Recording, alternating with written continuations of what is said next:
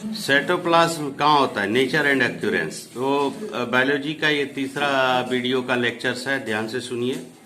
पहले का 2 लेक्चर हो गया, तीसरा लेक्चर आज खत्म होगा और तब जो है आप लोगों का टेस्ट होगा। नेचर एंड एक्यूरेंस मतलब प्रकृति और कहाँ ये पाया जाता है। शरीर का में जो सेल है किधर ऑक्यूरेंस होते हैं। The part of the cell which occurs between the plasma membrane and nuclear envelope is called the cytoplasm. यानी सेल का, कोशिका का जो हिस्सा जिसमें प्लाज्मा मेम्ब्रेन और न्यूक्लियर का इन्वेलप होता है, जो न्यूक्लियर बने होते हैं, उसी को साइटोप्लाज्म कहते हैं। वो उसमें आपका सेल डायग्राम में भी वो क्लियर से दिखता है। The inner granule mass of the cytoplasm, अंदर के साइटोप्लाज्म के मास को कभी कभी प्रायः एंडोप्लाज्म कहा जाता है, जबकि आउटर लेयर वाले ग्लेसी हिस्से को सेल कॉर्टेक्स और एक्टोप्लाज्म कहा जाता है। एंडो मतलब अंदर, एक्टो मतलब बाहर का हिस्सा। Cytosol, it is the soluble part of the cytoplasm. साइटोपॉल में साइटोसोल सोलुबल पार्ट है, घुलनशील हिस्सा है, सब लिक्विड फॉर्म पे है। It forms the ground substances और background material of the cytoplasm and is located between the cell organelles.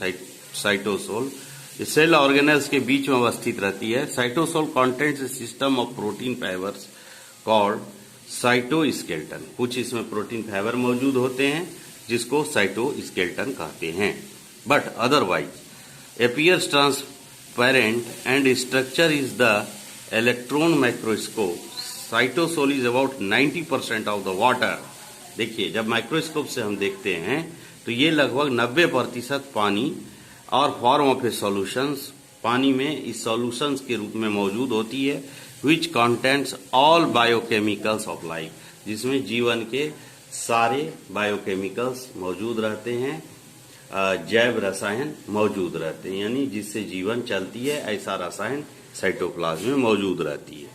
Some of this are ion and small molecules forming true solutions such as salt, sugar, amino acid, nucleoids, vitamin, dissolve gases, बहुत सारी चीजें। Dissolve gases में oxygen आप समझ लीजिए, sometime थोड़ा बहुत nitrogen का भी फॉर्मेशन होता है। जब प्रोटीन फॉर्म करती है तो नाइट्रोजन भी गैसेस के रूप में आती है, इसीलिए तो हड्डी सब हम लोग का ब्रेकिंग डाउन होता है तो साउंड आता है, एक्चुअली नाइट्रोजन टूटता है।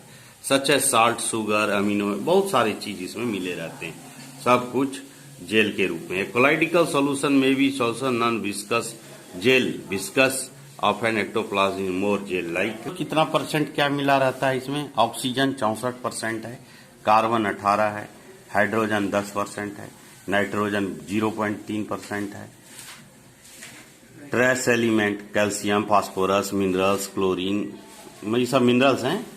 Calcium, phosphorus, chlorine, sulphur, potassium, sodium, magnesium, iodine, ferrous, ये सब इतना 0.5% cytoplasm.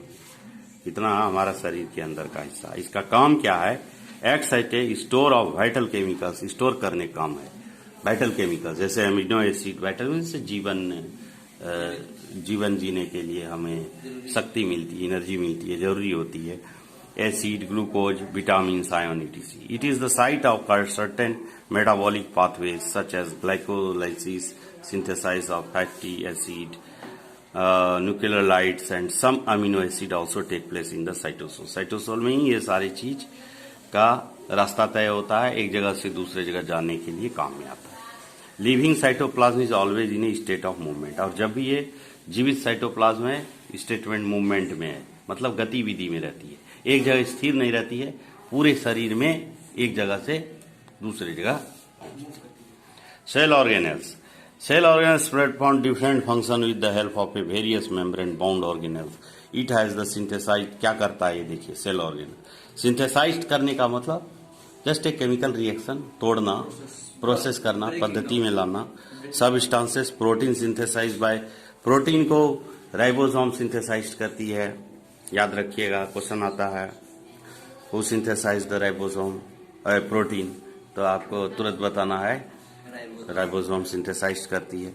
Lipid synthesised on the surface smooth endoplasmic reticulum, photosynthesis of food, ये सब को बाय क्लोरोफिल, क्लोरोफिल मालूम होगा, प्रेजेंट होता है प्लांट में, वो भी सिंथेसाइज कम सेल ऑर्गेनेल करता है, तो वो प्लांट में भी मौजूद होते हैं। It has to secrete cell produce enzyme, hormone, mucus.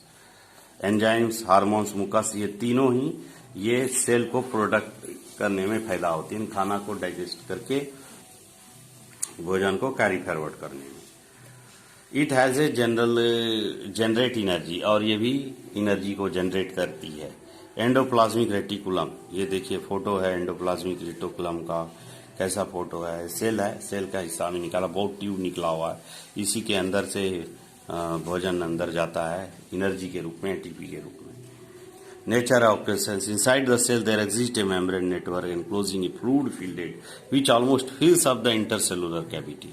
ये एक किस्म का तरल पदार्थ होता है जो इसके अंदर में ही मौजूद रहती है, जिसको हम लोग एंडोप्लाज्मिक रेटिकुलम कहते हैं। One of the ER is connected to the outer membrane, nucleus के बाहरी हिस्से से ये कनेक्टेड रहता है, और दूसरा एंड प्लाज्मा मेम्ब्रेन से कनेक्टेड रहता है। Fluid filled like vessels and tubules, endoplasmic reticulum फ्रिज में है, with ribosome attached on the, फ्रिज में है काला पन्नी, स्मूथ एंडोप्लाज्मिक रेटिकुलम पे ये है थोड़ा, which of without ribosome is meet. 3 dimensional endoplasmic reticulum का फोटो है, 3 डायमेंशन में इसका फोटो निकाला गया है। देखिए किस तरह से फोटो है। आप बाकी का एक लाइन पढ़िएगा घर में, जहाँ दिक्कत बुझाए सब समझ में आ जाएगा। पूरे सेल के अंदर में जितने सेल का पार्ट है, मेनली ये काम ही करती है जाति को एक जगह से दूसरी जगह कंट्रीब्यूट करने का। Supporting skeletal framework of the cell, उसको स्केलेटल फ्रेमवर्क देती है, ढांचा देती है, कंकाली ढांचा देती है। ER provides to pathway for the distribution to nuclear material from one cell to the another. Certain enzymes present in smooth, बंद कर दिया था क्या? यह सिंथेसाइज्ड फैट्स वगैरह को सिंथेसाइज करती है।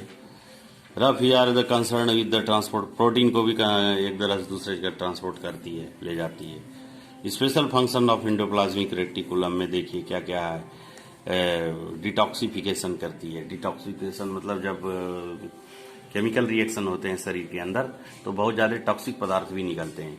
इस टॉक्सिक पदार्थ को, जहरीले पदार्थ को साफ करके सही पदार्थ को पूरे शरीर में ट्रांसफर करने का काम एंडोक्युलर रेटिकुलम करती है। अब देखिए, अगर आप एक अंतर को देख लेंगे रफ एंडोप्लाज्मिक और स्मूथ में क्या फर्क है, तो आपको समझ में आ जाएगा अच्छी प्रकार से सारी बातें। रफ कहते हैं it contents flatter such called cistern कहते हैं। फ्लैटर्न आकृति की होती, सीधी आकृति में है ये, और ये mainly found vessels and tubules. ये वेसल्स और ट्यूबल्स में ribosome are attach to the outer surface, और यहाँ पे राइबोसोम नहीं होती स्मूथ में। इट स्पेशलाइज सिंथेसाइज, प्रोटीन को सिंथेसाइज करती है, और ये लिपिड्स एंड स्टेरॉइड्स को सिंथेसाइज करती है। लिपिड प्रोफाइल का चेक होता है, जब मालूम चल जाता है आदमी कौन सा बीमारी है शरीर में। It is abundant of the exocrine pancreatic cells and the antibodies secreting plasma cells. Abundant to exocrine pancreatic cells and antibodies secreting plasma cells. शरीर पैनक्रिएटिक्स हुआ कि जो हमारे शरीर के अंदर में लीवर के बगल में एक होता है ये पेनक्रियास, जिसको कहते हैं हिंदी में कहते हैं पथरी। हाँ, इंसुलिन वो प्रोड्यूस करती है, बनाती है पेनक्रियाज, जिससे शरीर के अंदर में डायबिटीज, शुगर के मात्रा को लेवल करती है, कंट्रोल करती है। एक्सेस शुगर वही जब कंट्रोल नहीं करने लगती है पेनक्रियाज, तो हमारे शरीर में डायबिटीज जैसे रोग हो जाते हैं। और जब वो कंट्रोल कर लेगी, नियमित रूप से शुगर को सुचारू रूप से शरीर में भेजेगी, तो सही है। शुगर लेवल भी कम हो जाना डायबिटीज पेशेंट बनता है, शुगर का लेवल ज्यादा भी हो जाना डायबिटीज पेशेंट बनता है। दोनों ही कंडीशन बहुत ही खतरनाक होते हैं, ठीक है। तो वो शरीर के अंदर उससे लड़ने के लिए एंटीबॉडीज बनाती है, ठीक है, ताकि उसको बाहर ना निकलने दे, अन्य रहने। तो वो सब तो सोशल शिक्षा की बात है। कौन सा जो है दही की बात कर रहे हैं क्या? गोलिये पार्टस दही मिला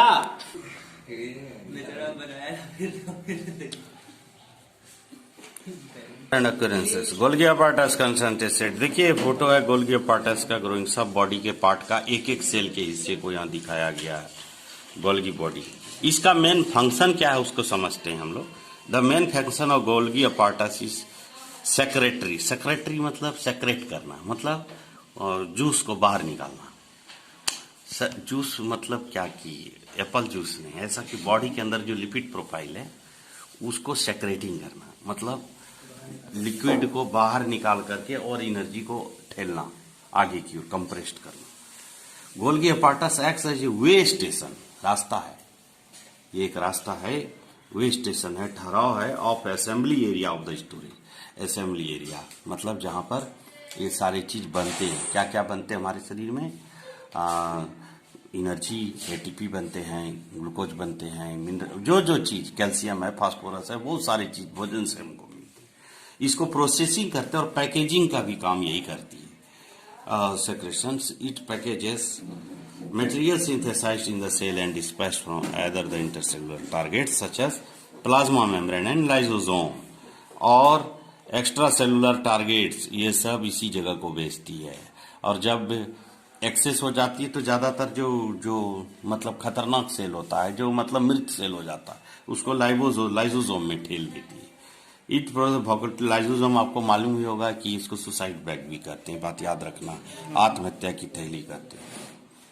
इट प्रोड्यूसेस वकुले, और आत्महत्या की थैली इसलिए कहते हैं कि अगर ये लाइसोसोम इतना पॉइजनस सब्सटेंसेस है कि अगर शरीर के अंदर ये फट जाए तो पूरा शरीर पॉइजनस हो जाए।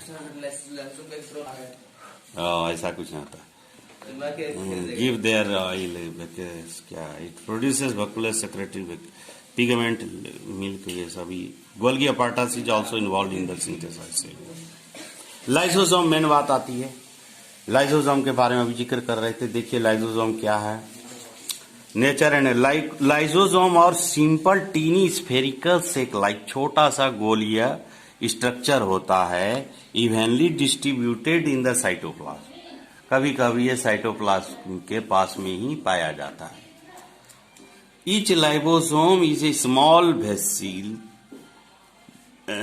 सराउंडेड बाय सिंगल मेम्ब्रेन, चारों तरफ इसके एक मेम्ब्रेन झिल्ली होती है, एंड कंटेंट्स पावरफुल एंजाइम, बहुत ही पावरफुल एंजाइम से घिरा रहता है। These enzymes are capable of digest और breaking down all organic। ये एंजाइम इतना ज्यादा पावरफुल है कि हर तरह के चीज को पचाने के लिए ये काम करता है, सक्षम है। Lysosomal enzyme are made by RER से बना रहा, रेक्टिकुलम से बना रहता है, ठीक है। फंक्शन इसका देखिए, लाइसोसोम सर्व द इंटरसेलुलर, ये अंदर के डाइजेशन सिस्टम को सर्व करता है। तो आत्महत्या की थैली, लेकिन इसका काम भी कितना महत्वपूर्ण है ये देखिए। आप खाते हैं खाना, बहुत सारे बैक्टीरिया को भी खा जाते हैं। कभी कभी बाय मिस्टेक माथा अगर किसी का डैमेज हो जाता है तो जहर भी खा लेता है। ब्रेन एक्सीडेंट हो जाने के बाद इंसान जहर भी खा लेते हैं, लेकिन कोशिश करता है ये कि लाइसोसोम वाला एंजाइम कि हम इसको पचा दें, पचा के अपने अंदर ले लें। अगर ये कर लेता है तो पचा लेता है। आप इसके लिए सीधी बात समझ लीजिए, ड्रग्स वगैरह, जो पेट के अंदर जाने वाला ड्रग्स, इवन भांग की गोली, इवन गांजा, इवन चरस, हाफीम, और जो जो ड्रग्स होता होगा, जो कॉमन ड्रग्स है, ये सारे चीज को कोशिश करती कि ये पचा दे, पचा लेती है तो इंसान को खाली ब्रेन लड़खड़ाता है, लेकिन थोड़े दिन की देर के बाद 2-4 घंटे के बाद कॉन्शियस हो जाती है।